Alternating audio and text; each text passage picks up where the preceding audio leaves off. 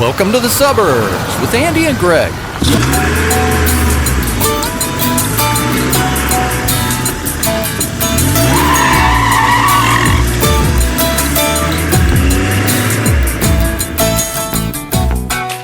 There's two events on our honeymoon that I can tell you about. The only two G-rated parts of the honeymoon? Yeah.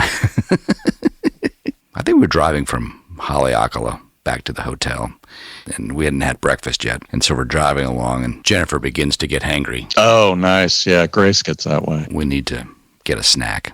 I have learned in a short period of time that she does not eat any meats, just chicken. Mm-hmm. So we see a convenience store, and we pull in. Does she eat tofurkey? Fake turkey? No. Yeah. No, none of that wannabe anything.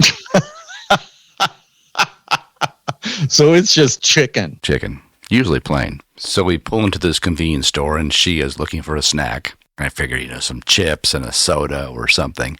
No, she grabs chicken-flavored chips. She grabs beef jerky. Peppered. Chicken biscuit crackers. No. Does that ever work? Would she eat those? But my mind is blown in the moment over beef jerky, peppered beef jerky. She doesn't eat meat of any kind, but peppered beef jerky makes the cut. What have you learned about your spouse on your honeymoon? That was one of them. And she just chowed down on it? Oh, she loved it. And it's always the most expensive, the better, because you can't get cheap beef jerky. She's not going to snap into a Slim Jim? No, she will not.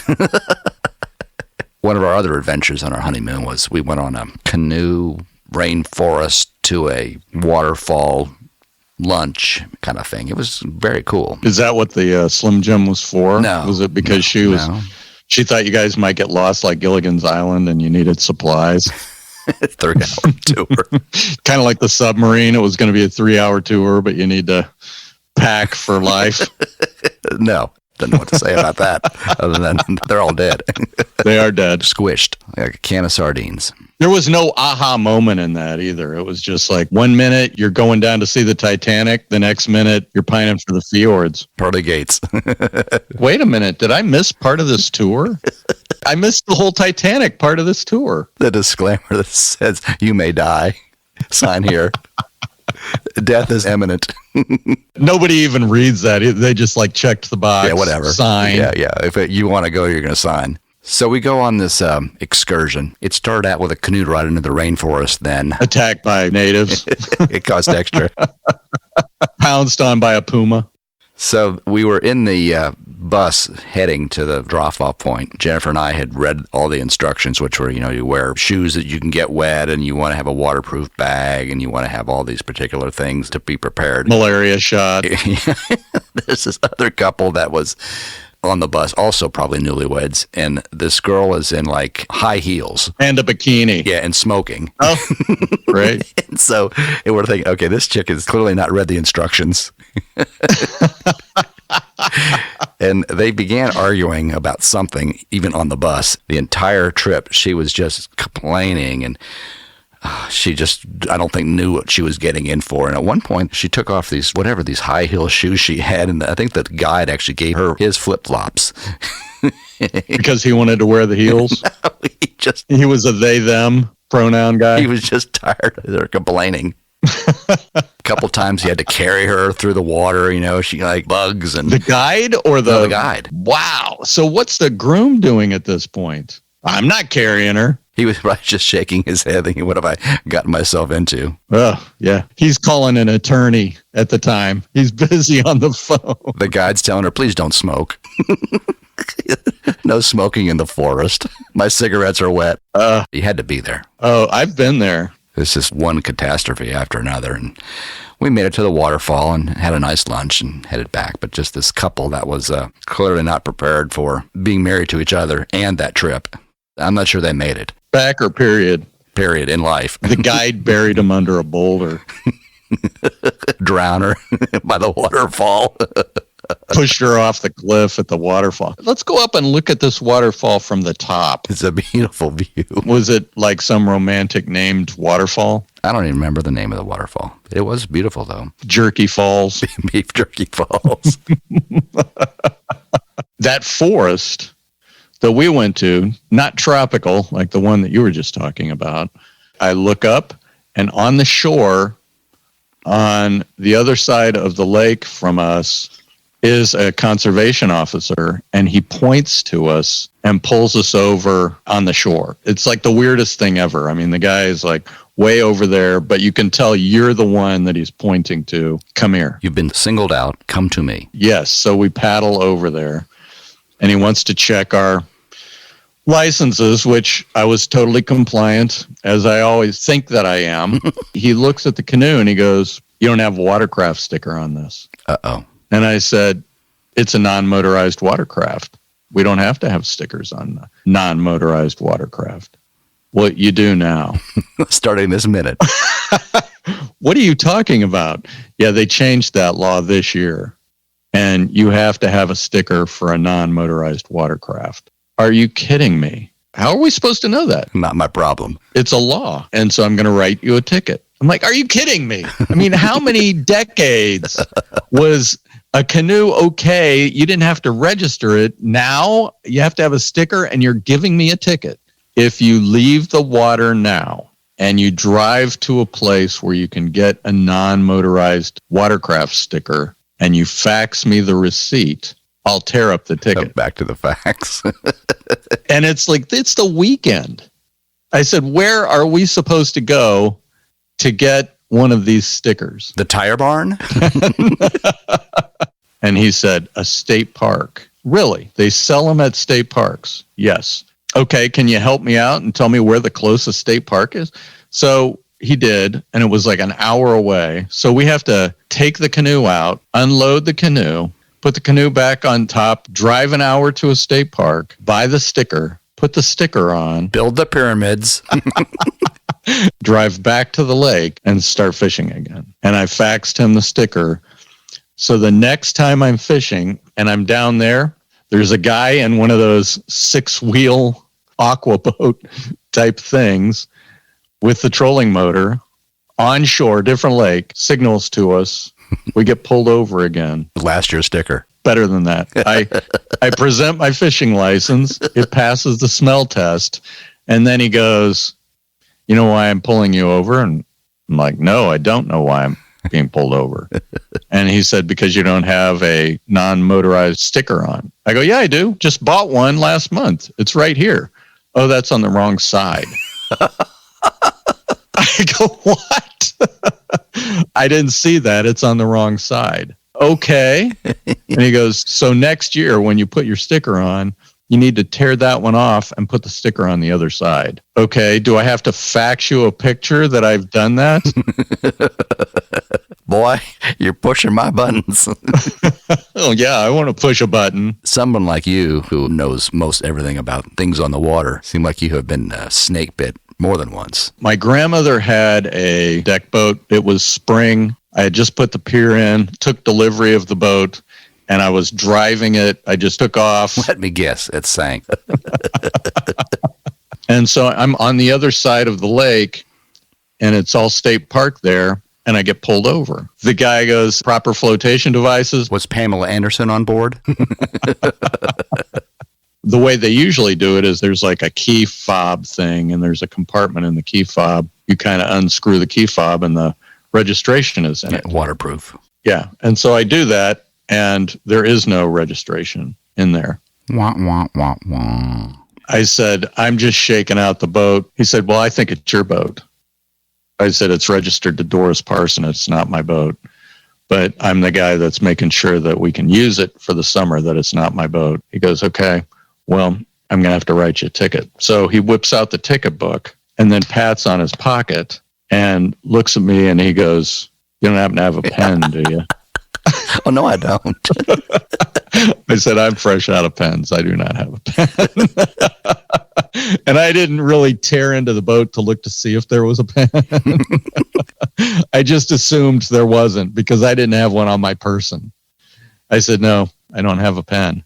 And he goes, "Okay, let this be a warning to you. You need to put the registration in this boat. And always have a pen. And always have a pen." Exactly right. So I got out of that ticket. That's one of the rare non-faxing get out of the ticket moments. Does everybody that owns a boat and spends time on water always being chased down by the DNR? Or is it just you? I'd say 9 times out of 10, it's going to be most fishermen. It can be a Saturday on the water where it's mayhem. I mean, there are dads pulling kids on tubes and they're half paying attention and they're trying to flip the kids off the tube. And that's happening in multiple places on the basin all the time between breakfast and official dusk time. And I know this because I got pulled over. I was just trying to get you to tell another story of getting pulled over. So we're into it. Good. Official dusk time is published. And you need to know what time dusk is that day, or you're potentially going to be pulled over. I guarantee you that 50% of the people that are out there in the middle of mayhem are either drinking, don't have the right flotation devices, couldn't find the registration if you paid them, Provide a pen. not following the boating laws, and yet they target the fishermen. This specific time, we're skiing. I think I'm probably a senior in high school. No one else on the lake. So we're up there skiing. We've got proper flotation devices. We're following the boating laws. Everything's good. And we get pulled over. And he says, do you know why I pulled you over? And we're like, no, I don't know why you pulled us over. And he said, are your boat lights on? And we're like, yeah, our boat lights are on. Why are your boat lights on? Well, because it's in the evening. And so we turned on our boat lights. And he said, yeah, it's not because it's too dark to ski, is it? We're like, no, it's not too dark to ski. But you know, it's going to be, and we want to make sure that we don't get pulled over because we don't have our lights on. So we have our lights on. And he said, it's past dusk time. Uh-oh. And we said, what is dusk time? And he said, it's the time that's published. And we said, well, we thought it was just like dusk. And he goes, no, it's a published time. And you're past that. So I'm giving you a ticket. Do you have a pen? So he did bring his pen that time. And we did get that ticket. We had to come back up to physically pay the ticket. There's no faxing? No faxing. No, put it in the mail. We have to go to the courthouse to pay the ticket. And so my friend Dan lives in Fort Wayne. I live in Indy. So I drive up. I miss school, pay for the ticket at the courthouse. And then we decide, let's go skiing. It's not dusk, is it? It's not dusk time. And we've got the flotation devices and we've got the registration and everything is golden. And we get pulled over. Different guy. And he goes, do you know why I pulled you over? And we're like, no, I have no idea. He said, you're skiing too close to shore. We're like, what? And I mean, you know, so these lakes up here are all scooped out by the glaciers. And they go from ground to a foot and 2 foot to deep. And then there's a sharp drop off. We're definitely in the drop off. And we're skiing on the other side of the buoy markers. And yet he said that we can't count the buoy marker. We have to know how many feet from shore we are because there's a law that says you have to be at least 100 feet from shore. The honest reason that we were being pulled over was I was being profiled for having long hair. Oh, hippie, freak. I had long hair and they thought they could find something in the boat to give us a bigger ticket than anything else. And his method for pulling us over was to find a violation to just like throw at us and then look for the pot or whatever it is that he thought that we had. But I think I was being profiled. So if you had to guess, how many times do you think you stopped by the DNR on a lake? 100? Oh my gosh. 20. 20 times. We were on a pontoon boat at night with our lights on. And my girls would go, could we go for a late night boat ride? I go, yeah, we can do that. So my nieces and my kids, and I'm the adult. Says who? And so we're going for a late night boat ride and we get pulled over. I've got all the flotation devices. I've got the registration. Lights are on. Lights are on. Carly and my niece Kara immediately start crying. And They don't know why they think I'm going to jail, but they think I'm going to jail because I got pulled over. She's never been in a situation where the law has pulled me over. And you say to them, girls, it is no big deal. It happens to me all the time. Now listen, if they pull over, start crying. They were crying so hard and so loud, it annoyed the DNR guys, and they told them to stop crying. Or else I'm going to give you a ticket for crying. Yeah, noise ordinance. Did you realize that you're crying too loud after dusk? Too close to shore. With the lights on and no pen. The reason that they pulled me over was the girls had their feet in the water. I'm not even kidding you. I mean, I was barely going forward. It was a slow boat ride. 1 mile an hour. Definitely less than 10. 10 is the limit at night. So the lake at the time, when we were at high school age, at the northern end of the lake was a girls' camp. The girls' camp, when it was in session, the days were governed by this iron bell. And you could hear the iron bell chime, and that meant time to get up. The iron bell would chime again, time for breakfast. The iron bell would chime again, and then they'd go ride horses or go canoeing or go skiing or go sailing or do archery. And throughout the whole day, at random times, you'd hear that iron bell chime. So we were told by adults that if the guy that owned the girls' camp saw you sneaking into the camp at night, he would shoot you with rock salt that was like packed into a shotgun. Ouch. That was the urban legend. At our age, we thought, let's do it. Well, there's a camp of girls over there. We need to figure out how to not get shot with the rock salt. And get to the girls' camp. And get to the girls. This is like a military beach landing. There's this sunken island out from the girls' camp. And so we took the ski boat and towed a rowboat and anchored the ski boat at the sunken island, climbed in the rowboat, rowed to shore, went sneaking up to the cabins and looked in the window to figure out which cabins were the ones with the girls that were our age. Never found that cabin. And we would like knock on the window and then they'd scream and then we'd go running down and row to the ski boat. One time we just decided, let's go to the beach and see if there are any girls, like counselors from the girls' camp at the beach. And we went to the beach and lo and behold, they get 2 days off a week. We find these girls' camp counselors and invite them to go skiing, and they say yes. And so my junior and senior years in high school, we had a coming-of-age movie up here both summers. We met the counselors. They liked us. We liked them. And we would hang. They would come over and we'd cook dinner for them, or we would go out on a date. Get a ticket. All the awesome other things that happen. And it happened my junior and senior year up here. So this is like Meatballs and Meatballs 2. Meatballs was about camp counselors. Oh, okay. Bill Murray, I think, was in the first one, and then maybe Brian Doyle in the second one. Oh, wow. So it was a lower budget film. Right. They couldn't get Bill. They get his brother. He'll do anything for $100. Kind of like Jim Belushi and John Belushi. Or Gallagher and Gallagher 2. So when Gallagher died, Gallagher 2, he went up one notch. It's like a tribute band, a comedian tribute band.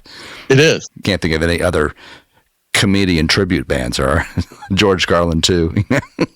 I don't know. I know that when I was at Crackers and he was the headliner, the people that came were mad because he didn't have the stage presence that his brother had.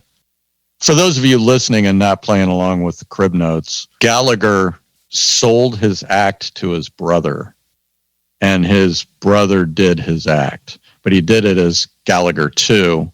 And that was the only part of the marketing strategy. They didn't explain this is Gallagher's brother in the marketing. There was busloads of people from like Muncie or surrounding communities that came to Crackers to see Gallagher 2.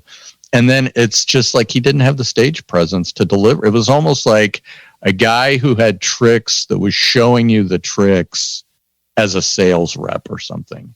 It wasn't the same stage presence. This is how it's supposed to go. Yeah, this is how it's supposed to go, but I don't have the charisma. You could just show a movie of his brother. Could have done that. People were mad at the end of the show that, hey, this wasn't really Gallagher. And the guy, Jim Schliebner, that owned the club at the time, he's like, no, it's Gallagher too. It's not. It's Gallagher's brother. That's not what we paid for. Well, yes, it is what you paid for. It's absolutely what you paid for. Do you know how much it would have cost to actually get Gallagher? Can't afford him. It's insane. You out of your minds. Hi, this is Andy. If you enjoyed listening to our podcast, please be sure to subscribe and share. Remember, laughter is contagious. Help us spread it by telling a friend.